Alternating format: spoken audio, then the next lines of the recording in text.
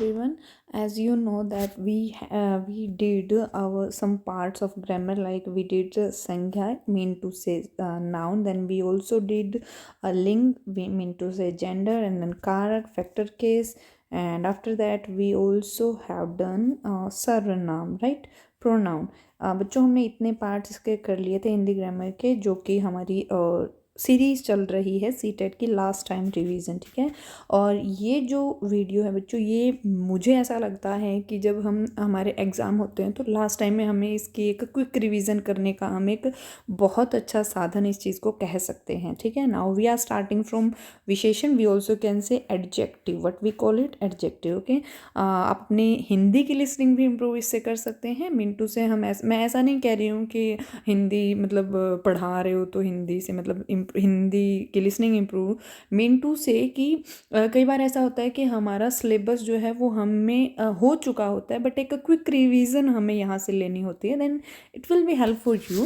Okay, let's start from our विशेषण, and first of all you have to subscribe my channel, like, comment and share as well. Thank you. Please subscribe my channel. Okay, now we have to start from विशेषण, we can say adjective। देखिए, जो शब्द संज्ञा या सर्वनाम की विशेषता बताते हैं उन्हें विशेषण कहते हैं। बच्चों, एक चीज़ और मैं आपको बता दूं, एक्चुअली शोर्स जो हैं वो बहुत कम है, जिसकी वजह से मैं आपको इस तरह से वीडियो करवा रही हूँ। But if I will be improve, then अगर मैं इम्प्रूव करूँगी तो मैं डेफिनेटली मैं कोशिश करूँगी कि आई विल ट्राई कि मैं इम्प्रूव करूँ इस चीज़ को लेके, ठीक है। बट अभी इतना ही शोर्स है तो एक बार शुरू कर लिया, चलते हैं, गाड़ी जहाँ तक जाए वहाँ तक लेके जाएंगे। Okay, sorry, and let's again we have to start.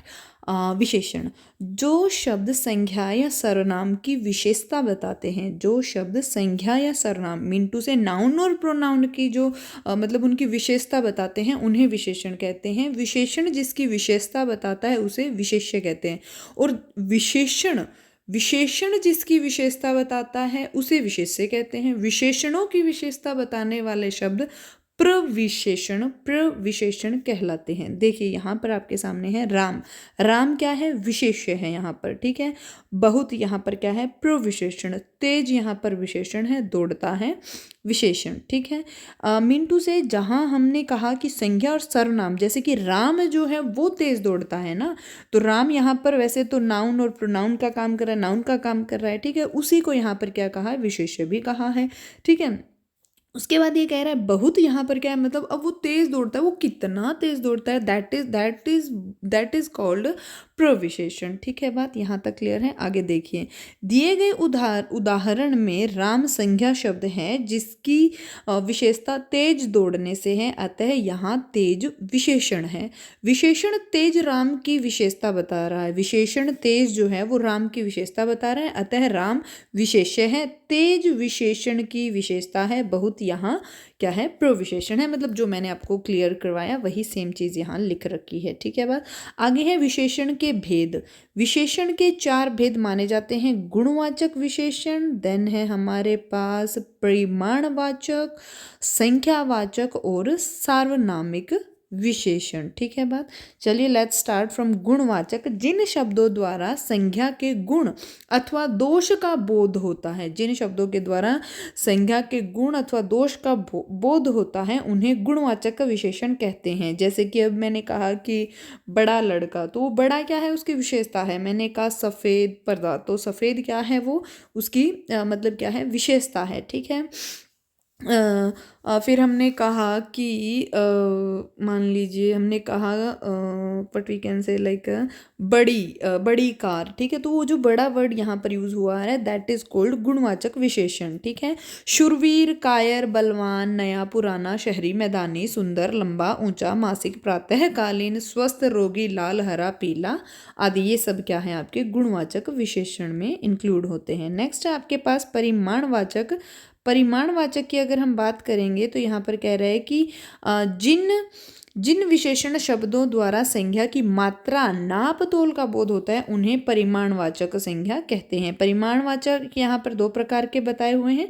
First आपके पास निश्चित परिमाणवाचक, सेकंड वन इज अनिश्चित परिमाणवाचक। अगर हम बात करें निश्चित परिमाणवाचक तो ये वो शब्द हैं, ये वो विशेषण शब्द हैं जो संज्ञा की निश्चित मात्रा का बोध करवाते हैं, उन्हें निश्चित परिमाणवाचक शब्द कहते हैं, विशेषण कहते हैं।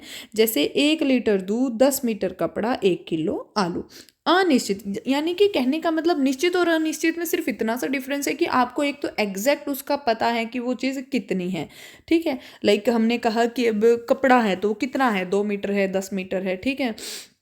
लेकिन अगर मैंने कहा कोई टुकड़ा, तो वो टुकड़े का तो कोई नाप तोल तो नहीं हुआ ना, देन टुकड़ा इज अवर अनिश्चित परिमाणवाचक। क्लियर है कॉन्सेप्ट। चलिए फिर भी हम इसकी डेफिनेशन रीड करते हैं। अनिश्चित परिमाणवाचक जिन शब्दों से संज्ञा की अनिश्चित मात्रा का बोध होता है उन्हें अनिश्चित परिमाणवाचक विशेषण कहते हैं। जैसे थोड़ा दूध, कुछ शहद, बहुत पानी, अधिक पैसा, ठीक है। नेक्स्ट आपके पास आ रहा है संख्यावाचक विशेषण। जिन विशेषण शब्दों से संख्या की संख्या का बोध होता है उन्हें संख्यावाचक विशेषण कहते हैं। जैसे 1 मेज, 4 कुर्सियाँ, 10 पुस्तकें, कुछ रुपए, ठीक है, 5 पेन। संख्यावाचक विशेषण के भी यहाँ पर आपको 3 प्रकार बताए गए हैं। एक है निश्चित संख्यावाचक, दूसरा है अनिश्चित और तीसरा है विभाग बोधक, ठीक है। संख्यावाचक विशेषण की बात करें जिसमें फर्स्ट है हमारे पास निश्चित वाचक विशेषण, निश्चित संख्यावाचक विशेषण।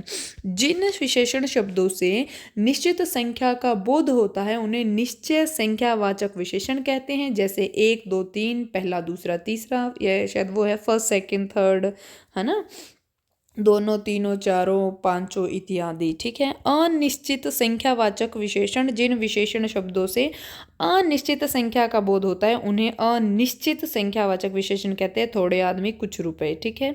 आगे है आपका विभाग बोधक विशेषण, जिसमें लिख रखा है कि जिन विशेषण शब्दों से विभाग या प्रत्येक का बोध होता है उन्हें विभाग बोधक कहते हैं। जैसे प्रत्येक व्यक्ति, 5 5 हाथी, 10 10 घोड़े, ठीक है। ये क्या हो गया, विभाग बोधक विशेषण। नेक्स्ट आपके पास आ रहा है सार्वनामिक विशेषण। जो सर्वनाम शब्द संज्ञा के लिए विशेषण का काम करते हैं उन्हें सार्वनामिक विशेषण कहते हैं। जैसे यह, वह, जो, कौन, क्या, कोई, ऐसा, ऐसी, वैसा, वैसी इत्यादि ऐसे सर्वनाम हैं जो संज्ञा शब्दों के पहले प्रयुक्त होकर विशेषण का कार्य करते हैं, इसीलिए इन्हें सार्वनामिक विशेषण कहते हैं। जब ये सर्वनाम अकेले प्रयुक्त होते हैं तो ये सर्वनाम होते हैं, ठीक है। इस परीक्षार्थी ने नकल की है, वह नेता विधायक है, ठीक है। नेक्स्ट हम कर रहे हैं बच्चों क्रिया। वी नो वेरी वेल क्रिया इज कॉल्ड वर्ब, ठीक है। यानी कि आपका कोई भी काम करना, खाना पीना, सोचना, नहाना, शौचालय जाना, सोना, उठना बैठना, रोना, हंसना, ये सब आपके क्या होते हैं, वर्ब, यानी कि हम कह सकते हैं क्रिया होती है। अगर बात करें इसकी अगर हम बात करें इसकी डेफिनेशन की, तो जिन शब्दों से किसी कार्य का होना, करना समझा जाए उन्हें क्रिया कहते हैं। जैसे खाना पीना, पढ़ना लिखना, चलना दौड़ना इत्यादि। हिंदी में क्रिया के रूप में लिंग, वचन और पुरुष के अनुसार बदलते हैं, हिंदी में बदलते हैं, ठीक है। इंग्लिश में भी कुछ चेंज होता है, नहीं इंग्लिश में नहीं होता ब्रो, सॉरी बच्चों, इंग्लिश में नहीं होता है, ठीक है। क्रिया के भेद। क्रिया के मुख्य रूप से 2 भेद हैं, एक है सकर्मक क्रिया और नेक्स्ट है आपके पास अकर्मक क्रिया, ठीक है।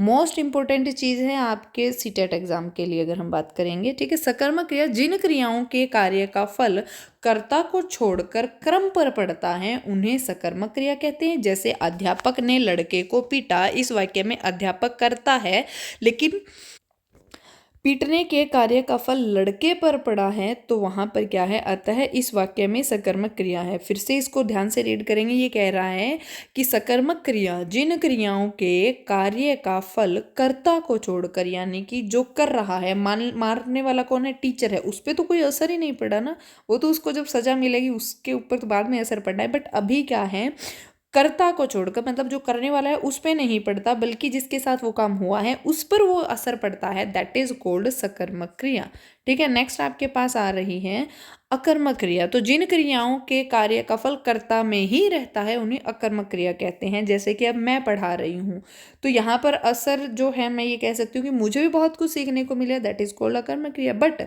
यहाँ पर आप भी बहुत कुछ सीख रहे हो, तो ये क्या हुई, मतलब ये दोनों ही हो सकता है मेरे हिसाब से। ठीक है, बात क्लियर है, कॉन्सेप्ट। तो विद्यार्थी पढ़ता है, तो यहाँ जो पढ़ने की क्रिया है उसका जो फल मिलेगा वो किसको मिलेगा, विद्यार्थी को मिलेगा, मुझे तो नहीं मिलेगा ना, क्योंकि वो खुद से पढ़ रहा है। ठीक है, अतः इस वाक्य में अकर्मक क्रिया है। उल्लेखनीय, जिन धातुओं का प्रयोग अकर्मक और सकर्मक दोनों रूपों में होता है उन्हें उभयविद धातु कहते हैं। ध्यान रहे, जिन धातुओं का प्रयोग अकर्मक और सकर्मक दोनों के लिए हो जाता है उन्हें उभयविद धातु कहते हैं। क्रिया के मूल रूप को धातु कहते हैं। उसके बाद है, धातु के आगे ना जोड़ने से क्रिया का सामान्य रूप बन जाता है। जैसे पठ धातु में ना जोड़ने से पढ़ना बन जाता है, इसी प्रकार लिख में ना जोड़ने से लिखना, चलना चलना इत्यादि। ठीक है बात, एक बार और रीड करेंगे बच्चों, ध्यान से सुने, इस चीज़ को समझने की कोशिश करें, मोस्ट इंपॉर्टेंट थिंग्स होती है ये हमारे लिए। उल्लेखनीय, जिन धातुओं का प्रयोग अकर्मक और सकर्मक दोनों रूपों में होता है उन्हें उभयविद धातु कहते हैं। क्रिया के मूल रूप को धातु कहते हैं। क्रिया के मूल रूप को धातु कहते हैं। धातु के आगे ना जोड़ने से क्रिया का सामान्य रूप बन जाता है। जैसे पठ धातु में ना जोड़ने से पढ़ना बन जाता है, लिख ना लिखना, चल ना चलना। ठीक है बात। क्रिया विशेषण, बात करें अगर क्रिया विशेषण की, तो वी कैन से एडवर्ब। ठीक है, वह शब्द जो क्रिया की विशेषता, समय, स्थान, रीति, शैली और परिणाम के विषय में बताए उन्हें क्रिया विशेषण कहते हैं। जैसे मुकेश कल आएगा, तो आने का काम कल होगा, तो यहाँ पर कल शब्द मुकेश के आने के समय को बताता है, इसलिए यहाँ पर क्रिया विशेषण क्या है, कल है। क्रिया विशेषण के भेद यहाँ पर 4 दिए हैं, कालवाचक, स्थानवाचक, परिमाणवाचक और रीतिवाचक। ठीक है बात। तो हम सबसे पहले कर रहे हैं यहाँ पर कालवाचक। ठीक है, जिन शब्दों से क्रिया में समय संबंधी विशेषता प्रकट हो उन्हें कालवाचक क्रिया विशेषण कहते हैं। जैसे अब, कब, तब, जब, आज, कल, परसों, सुबह, दोपहर, शाम, अभी अभी, कभी कभी, कभी न कभी, सदा, सर्वदा, सदैव, पहले पीछे, नित्य, ज्यों ही त्यों ही, एक बार, पहली बार, आजकल, घड़ी घड़ी, रात भर, दिन भर, क्षण भर, कितनी देर में, शीघ्र, जल्दी, बार बार इत्यादि कालवाचक के 3 भेद माने जाते हैं। ठीक है, यहाँ पर हम ध्यान से आप सुनिए कि जब आपको समय का बताया जा रहा है तो वहाँ पर काल कह दिया इन्होंने, जैसे कि अब, कब, तब, जब, आज, कल, परसों, सुबह, दोपहर, शाम, अभी अभी, कभी कभी, कभी न कभी, सदा, सर्वदा, सदैव, पहले पीछे, नित्य, ज्यों ही त्यों ही, एक बार, पहली बार, आजकल, घड़ी घड़ी, रात भर, दिन भर, क्षण भर, कितनी देर में, शीघ्र, जल्दी, बार बार। मतलब ये आपको, मैं ये नहीं कह रही कि आपको डायरेक्ट इस तरह के क्वेश्चन देखने को मिलेंगे।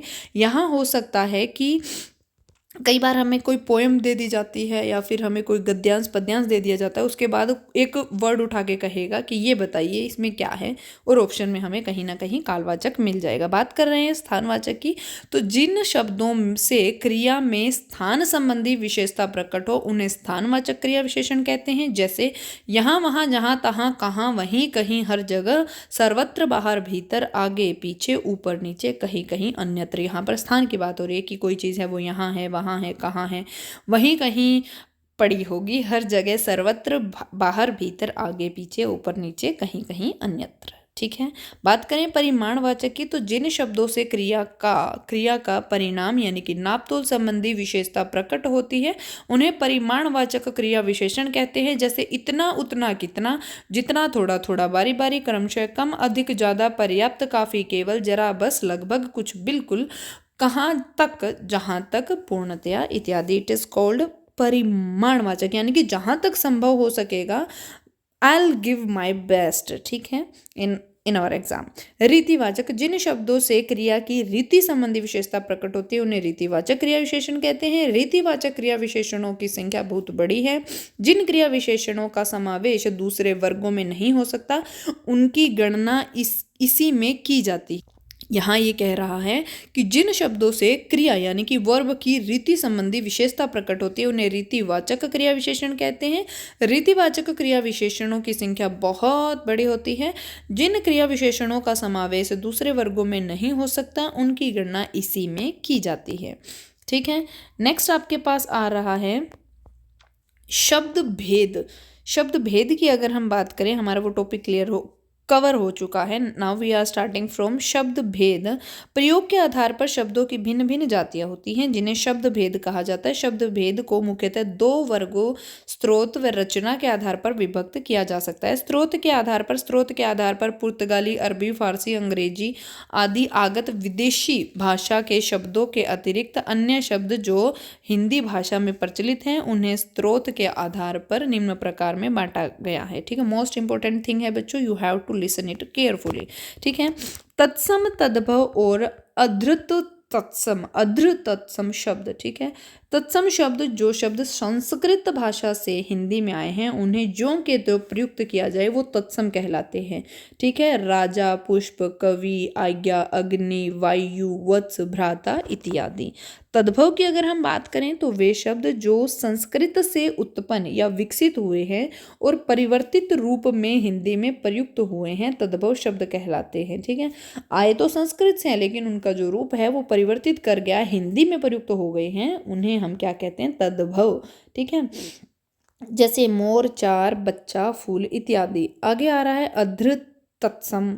अधृत तत्सम शब्द, अधृत तत्सम शब्द उन संस्कृत शब्दों कहते हैं जो प्राकृत भाषा आएगा शायद यहाँ पर, ये रोंग है मुझे लग रहा है, प्राकृत मैंने सुना नहीं है, भाषा बोलने वालों के उच्चारण से बिगड़ते बिगड़ते कुछ और ही रूप में आ गए हो, जैसे बच्च, आज्ञा, मुंह, बंस इत्यादि। ठीक है, विभिन्न परीक्षाओं में तद्भव शब्दों के तत्सम रूप लिखने के लिए आते हैं, अतः छात्रों की सुविधा हेतु यहाँ पर भी आपको तत्सम तद्भव शब्द की सूची दी गई है। ठीक है बच्चों, हमें इन्हें ध्यान से पढ़ना होगा और एक क्विक रीडिंग हम यहाँ पर इनकी लेना चाहेंगे। ठीक है, देखिए तद्भव, तद्भव कौन सा था, जो संस्कृत से आया लेकिन उसको हिंदी में तब्दील कर दिया गया, अंग रखा।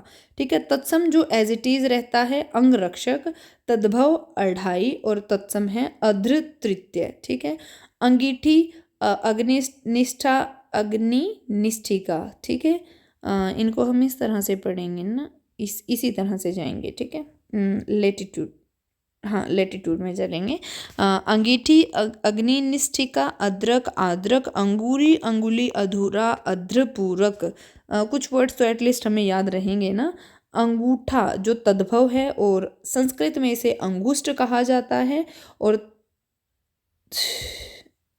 अच्छा ये इस तरह है कि तद्भव को तत्सम, तद्भव को तत्सम। ठीक है, तद्भव को तत्सम।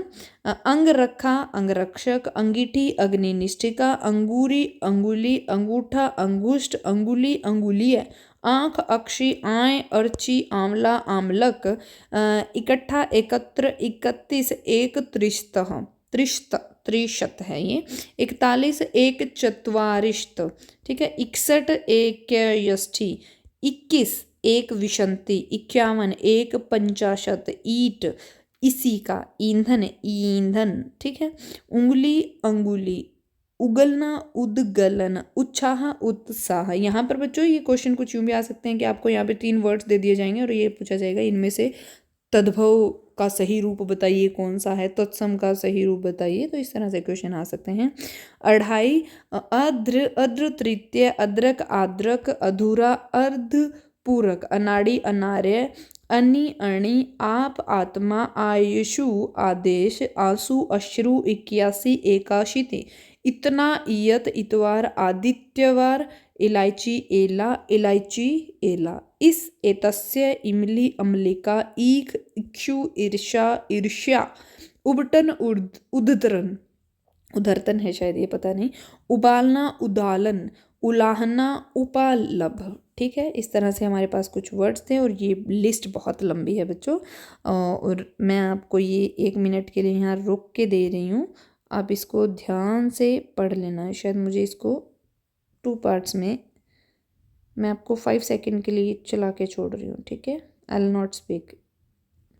यहाँ आप स्क्रीनशॉट ले सकते हो और इसको पढ़ सकते हो। ऊंचा, उच्च, ओखन, उदखल, औगुन, अवगुण, थान, स्थान, थोड़ा, स्तोक, दुबला, दुर्बल, दूध, दूध। कुछ ऐसे वर्ड्स है बच्चों जो हमें पता होता है। धनिया, धनिया हम बोलते हैं, लेकिन संस्कृत की अगर हम बात करें तो वो धनी का है। ठीक है। अच्छा, खाई, खाती, खेती, क्षेत्रती, खीर, क्षीर, खार, क्षार। ठीक है, इस तरह से गंवार, ग्रामीण, गुफा, गुहा। ठीक है। अगला पार्ट यहाँ है आपका घड़ा, घट, घड़ी, घटिका, चख, चक्षु, चिता, चीता, चित्रक, चूना, चूर्ण, चौरी, चौरिका, छाजन, छादम, क्षीमा, क्षमा, क्षत्रिय, क्षत्रिय, छेद, छिद्र, जनेऊ, यज्ञोपवीत। ठीक है। जेठ, ज्येष्ठ। ठीक है। नान, दंड, डंक या डंका, दंश, डर, दर। सपना, स्वप्न, सुअर, शूकर, हड्डी, अस्थि, हीरा, हीरक, हल्दी, हरिद्रा, हिया, हृदय, ढीला, शिथिल, ढोंचा, अर्धपंच। ठीक है। तो आप इनका स्क्रीनशॉट आपने ले लिया होगा। अब हम कर रहे हैं देशज और विदेशज।